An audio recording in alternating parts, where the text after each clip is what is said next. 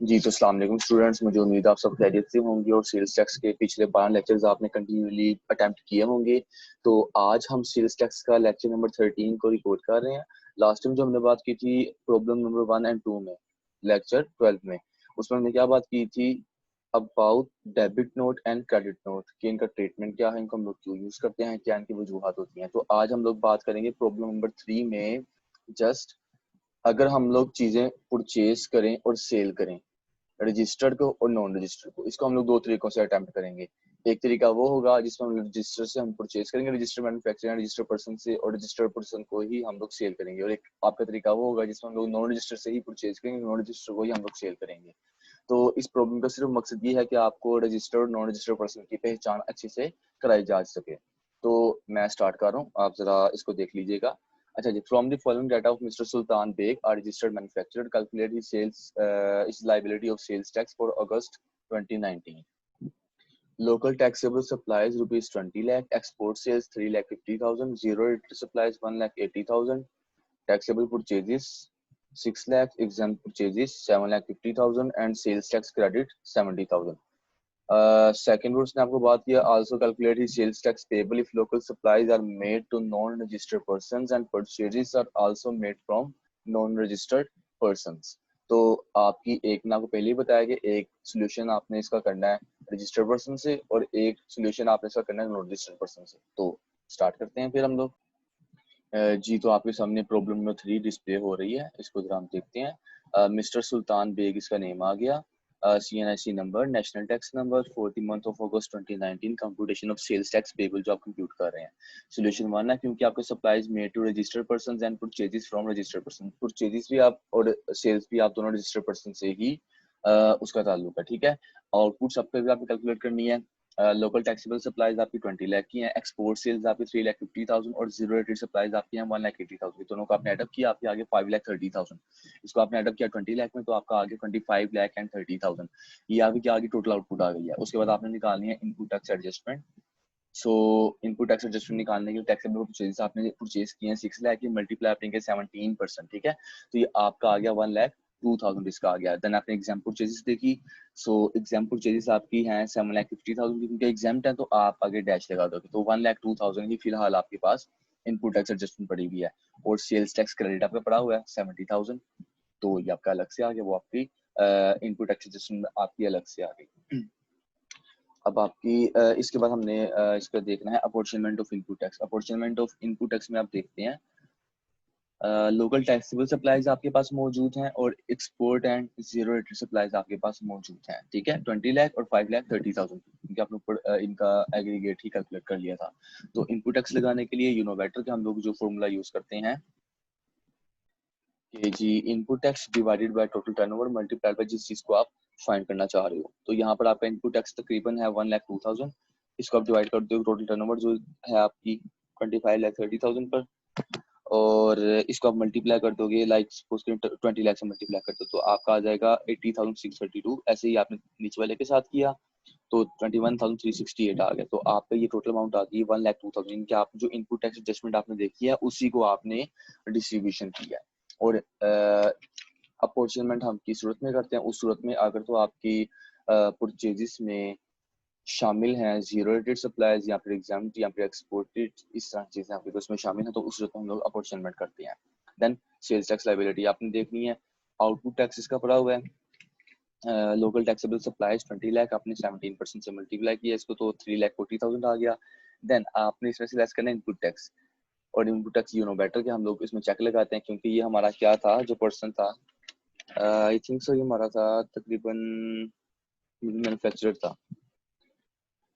Let me check. Yes ये हमारा जो थे रजिस्टर्ड मैन्युफैक्चरर थे। तो इनकी सूरत में हमारे पास जो 90% का चेक था वो हमें लगाना पड़ेगा चेक करने के लिए कि आया जो इनका आउटपुट टैक्स है वो इनकी इनपुट टैक्स से ज़्यादा है या कम है। अब आप 90% लगाया तो 3,06,000 आया, तो टोटल जो आपका इनपुट टैक्स पड़ा हुआ है वो 80,632 पड़ा हुआ है। या आप टैक्सेबल सप्लाईज का देखो, एग्जाम का तो वैसे ही आपका एग्जाम है ना, एक्सपोर्ट का भी आपको वो इनपुट टैक्स एडजस्टमेंट आपको जो अपॉर्चुनमेंट वो आपको छूट है। तो आपने देखा 3,06,000 ज्यादा है, इनके 90% आपका ज्यादा है as compare to 80,632, so that means कि आपने 80,632 को as an input tax adjustment less कर देना है फ्रॉम आउटपुट टैक्स में से, क्योंकि आपको पता है कि आपका हमेशा आउटपुट टैक्स जो होता है वो पेबल होता है, इनपुट जो आपका होता है वो आपने रिफंड लेनी होती है। तो आपने इसको इसमें से लेस कर दिया, तो आपका आ गया 2,59,368 रुपीज। देन लेस आपने करना सेल्स टैक्स क्रेडिट, क्योंकि आपको मैंने बताया था सेल्स टैक्स क्रेडिट का मतलब क्या है कि आपको सेल्स टैक्स क्रेडिट, अच्छा ये आपका है क्रेडिट पड़ा हुआ है, ठीक है, तो इसको आपने इसमें से लेस कर देना है 70,000 को। अच्छा तो students sales tax credit basically मैं आपको बताता हूँ। तो जी ये आप देख सकते हैं कि सेल्स टैक्स लाइबिलिटी में आपने आउटपुट टैक्स निकाल लिया 3,40,000 और 20 लाख का 17% आपने 3,40,000 आ गया। लेस ही आपने इसमें से इनपुट टैक्स जो कि आपका रिस्ट्रिक्टेड अप टू 90% ऑफ 3,40,000 का है, तो 3,06,000 आ गया। आपने देखा कि 3,06,000 आपका ज्यादा है एज कम्पेयर टू 80,632, तो आपने 80,632 को ही as an input tax adjustment less कर दिया आउटपुट टैक्स में से, तो आपका आ गया 2,59,368 रुपीज। देन आपने इसमें से लेस कर दिया सेल्स टैक्स क्रेडिट। अब बेसिकली ये सेल्स टैक्स क्रेडिट है क्या, मैं इसको आपको सिंपली वर्ड्स में अगर डिफाइन करूं, it means credit carried forward from previous tax periods. ये पिछले साल का अगर कोई सेल्स टैक्स जो क्रेडिट था मतलब लेने वाला था वो कैरिड फॉरवर्ड किया गया है, तो इसका मतलब क्या है, वो आपका है सेल्स टैक्स क्रेडिट। कि अभी आपने आप समझ लो आपको रिफंडमेंट मिल आपको क्रेडिट मिल रहा था हुकूमत की तरफ से, आपको टैक्स वापस मिल रहा था, ये वो चीज़ है। तो अब आप देख तो आपको वापस नहीं मिला, तो आप कहते हो जी जो मैंने टैक्स पे करना है, आपने पे करना ही है ना 2,59,368 रुपए, तो आप कहते हो जो मैंने टैक्स पे करना है 2,59,368 रुपीज, क्योंकि मुझे गवर्नमेंट ने पिछले साल का क्रेडिट देना था 70,000 का, उसने नहीं दिया, मैं अपनी जिम्मेदारी में से मैं अपनी लाइबिलिटी में से इसको लेस कर देता हूँ, तो उस 70,000 को आपने यहाँ से लेस कर दिया, तो अमाउंट आपके पास अब जो पेबल आ गई है वो कितनी आ गई है 1,89,368 रुपीज। तो refundment of input tax against export and zero rated supplies, क्योंकि आपके एक्सपोर्ट और जीरो रेटेड सप्लाईज का जो आपको होता है वो आपको रिफंडमेंट मिलती है, वो भी आपके आगे 21,368 रुपीज। देन नोट एक छोटा सा लिखा हुआ है, in case of zero rated and export sales no output tax shall be charged but input tax if livable can be reclaimed refund according to the following formula: input tax divided by total turnover multiplied by value of zero rated or export sales। ठीक है जी, तो अब हम लोग इसका देखते हैं second part, second solution जो कि नॉन रजिस्टर के साथ किया गया है। जी तो स्टूडेंट्स आपके सामने इसका सेकंड सॉल्यूशन शो हो रहा है, purchases from non registered persons and supplies made to non registered person. अगर ये दोनों सूरत हाल आपके पास आ जाएं, परचेज और सेल दोनों आपने नॉन रजिस्टर्ड पर्सन से किए हो, तो आप उसका क्या ट्रीटमेंट करते हैं।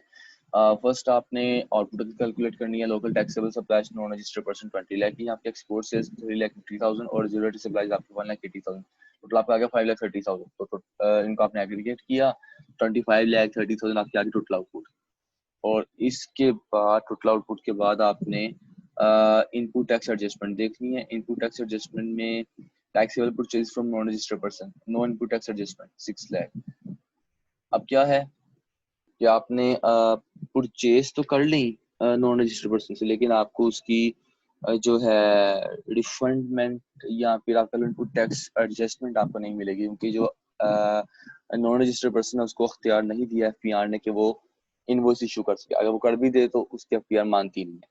और एग्जाम परचेज आपकी 7,50,000 हो गई, इसलिए भी आपकी एग्जाम डैश आएगा आपका सामने। और इसके बाद आपने देखा कि लेस आपने करना है इसमें से सेल्स टैक्स क्रेडिट, क्योंकि आपके पास इनपुट टैक्स एडजस्टमेंट तो कोई नहीं पड़ी हुई, लेकिन खैर सेल्स टैक्स क्रेडिट तो आपने इसमें से लेस करना है, तो वो भी आपने यहाँ पर ऐसे लिख 70,000 आपने ऐसे लिख दिया। उसके बाद आपने आउटपुट टैक्स देखना है, supplies used to non registered persons, जो आपकी सप्लाई यूज हुई है नॉन रजिस्टर्ड पर्सन के पास, वो 20 लाख आपने 17% लिया, तो 3,40,000 आ गया। उस 3,40,000 को आपने लेस किया सेल्स टैक्स क्रेडिट में से, तो आपका आ गया 2,70,000। या फिर अगर आप इसको इस तरह से ना भी करो तो आप इसको सिंपली इस तरह भी कर सकते हो कि आउटपुट टैक्स, क्योंकि आपका लास्ट में जाकर इनपुट टैक्स में से लेस होना था ना, इसलिए आपने ऊपर से इसको लेस कर दिया है। तो 20 लाख का 17% 3,40,000 आ गया, तो आपने 7,70,000 में से 3,40,000 आपने लेस किया, तो आपका आ गया 2,70,000। तो इसमें आपने ऐड करना है further tax in case of non registered person. क्या नॉन रजिस्टर्ड पर्सन से आप परचेज करते हो तो उस सूरत में आप इसको 3% मजीद चार्ज करते हो। कि आपने सेल किया उसको 20 लाख की, तो उस पर आपने 3% मजीद चार्ज किया। आकर तो हम आपको टैक्सेबल सप्लाईज दे रहे हैं, तो क्योंकि हमें एफपीआर ने हमसे 3% टैक्स लेना, तो आप उसी से चार्ज कर लेते हो। उस चार्ज करने के बाद आप एफपीआर को अपने रिटर्न में लिखकर जमा करवा देते हो। तो वही आपका है 3% 20 लाख का, तो 60,000 आ गया। देन सेल्स टैक्स लायबिलिटी आपकी कितनी है 3,30,000।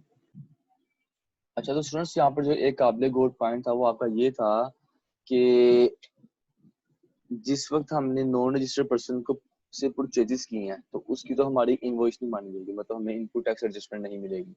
लेकिन जिस वक्त हमने उसको सेल किया है नॉन रजिस्टर्ड पर्सन को, तो जो सेल किया हमने उस सेल की सूरत में अगर तो विद होल्डिंग टैक्स रूल्स में फॉल कर रही है, तो हमने वो टैक्स भी उससे लेकर आगे एफपीआर को हमें जमा करवाना होता है। तो इसमें ऐसा ही था कि 3% उस पर मजीद जी टैक्स लगा था क्योंकि वो नॉन रजिस्टर था, तो वो लेकर हमने आगे एफपीआर में जमा करवाना होता है as withholding tax rules. तो आज के लिए इतना काफ़ी है इस लेक्चर के लिए। आप लोग इसको अटेम्प्ट करिएगा, इसको सोल्व करिएगा, और अगर आपको कोई मसला हो तो आप लोग मुझसे कमेंट्स की सूरत में पूछ सकते हैं। इंशाल्लाह नेक्स्ट लेक्चर में हम लोग प्रॉब्लम 4 को करने की कोशिश करेंगे and we will learn that about the concept of inclusive or exclusive of sales tax and supplies. So take care of yourself. अपना ख्याल रखिएगा। अल्लाह हाफिज।